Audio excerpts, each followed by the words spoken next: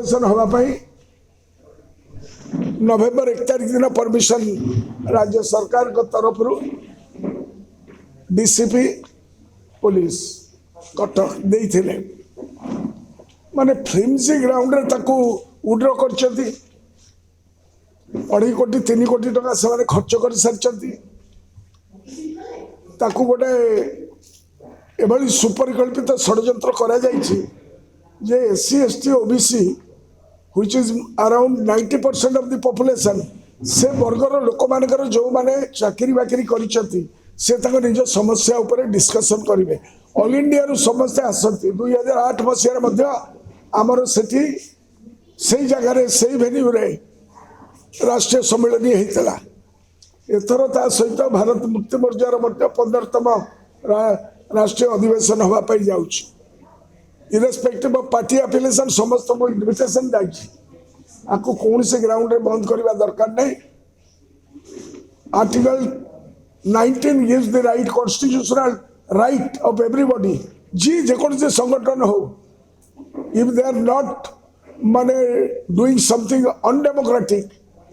तमें ताको सेना परमिशन दब नहीं किंतु जड़े किए इच्छा करेंगे नहीं एससी एसटी ओबीसी समस्या लोकलोचन को न आसू से ये जो सुपरिकल्पित षड्यंत्र करा जायछि जो माने जेकोसी लोक करंतु आपण माने भी करंतु गोटा मीटिंग आपनकर अधिकार अछि कहबा पय मो आम विरुद्ध कहबार आपण माने जदी गोटा मीटिंग करिवे आपनकर अधिकार अछि अंडर द कॉन्स्टिट्यूशन समस्त अधिकार अच्छे भारत वर्ष कौन से जगह ना जम्मू काश्मीर रे ना उत्तराखंड रे सब जगह पुना रे सब जगह आम बहुत राष्ट्रीय सम्मेलन अटेंड करूँ दिल्ली रे कौन सी जगह एभली परिस्थिति ही नथिला ये जो परिस्थिति सृष्टि करने चेष्टा करा जाउछि ओडिशा है अत्यंत गरीब अंचल लोके एटी आदिवासी हरिजन पछुआ वर्ग लोक मानकर शिक्षा एवं ताकू कौन प्रकार सुविधा वैषयिक शिक्षा दिगला नहीं ये सब मुद्दा उपर जब डिस्कसन करवा एवं देशर परिस्थिति रे जनगणना विषय जब डिस्कसन करवा जनगणना विषय कहुच्छी 2027 मसीह जनगणना हम आम डिमांड करूँ सब बेले जातिभित्तिक जनगणना हवा उचित जोटा 1931 मसीह आसिले जिसका जितना संख्या भारी उसको उतना हिस्सेदारी जिसका जितना हिस्सेदारी उसको उतना भागीदारी तुम संख्या केते कार संख्या केते से आम डिमांड अच्छे से विषय डिस्कसन हम all India level we have to form a opinion आमर सेटा संवैधानिक अधिकार एससी एसटी ओबीसी मानकर सर को बंद करने का उद्देश्य कौन उद्देश्य है दबाई दबा सिस्टमेटिकली दबाई दबा ये कार्यक्रम केबे हुंता नहीं जदि अलग सरकार था डबल इंजिन सरकार रो ये डबल धोखा हाँ 2.5 कोटी टका खर्च हो सारा परे सारा भारत वर्षर लोके जो माने एम्प्लॉइज चाकरी करछथि कि आईएएस रे चाकरी करछि कि रेलवे रे चाकरी करछि कि एयरवेज रे चाकरी करछि कि शिपिंग रे चाकरी करछि किंतु से माने आम वर्गर लोक से माने तांकर समस्या विषय वर्षକୁ थरे एकाठी होती ताकू मध्य एकाठी करदेवे नहीं सरकार एभली गोटे वातावरण करुँच संवैधानिक विधि व्यवस्था से प्रोटेक्शन देवा बदल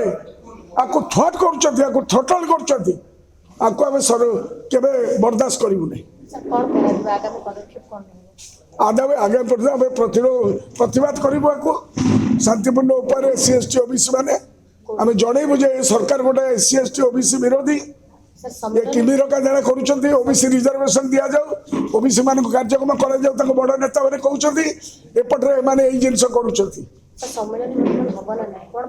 सम्मेलन करिया पे हमें बाध्य सारियाडू आछंती माने प्रोटेक्शन देवा दरकार मु निवेदन करबी सरकार को जे एभली कार्यक्रम न करतु भारत वर्ष रे मुंड तळुको हेई जिवो ओडिशा शांति प्रिय राज्य एटी किसी लोक मैंने तो भिना गोटे वातावरण करेंगे अपने अलग लोक मान आलाउ करेंगे शरदा बाली रे जाई मीटिंग करने आउ एससी एसटी ओबीसी मान मीटिंग करने तुम आलाउ करनी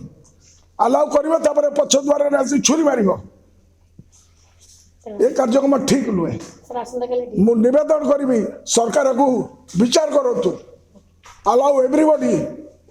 to have their democratic right. तमर अच्छी तमें करो, आमर अच्छी आमें करुचु। एससी एसटी ओबीसी मानकर कोन अधिकार नहीं? कॉन्स्टिट्यूशन ने ताकर मुंडा टेके चलीबार ताकर निजर कथा निज विषय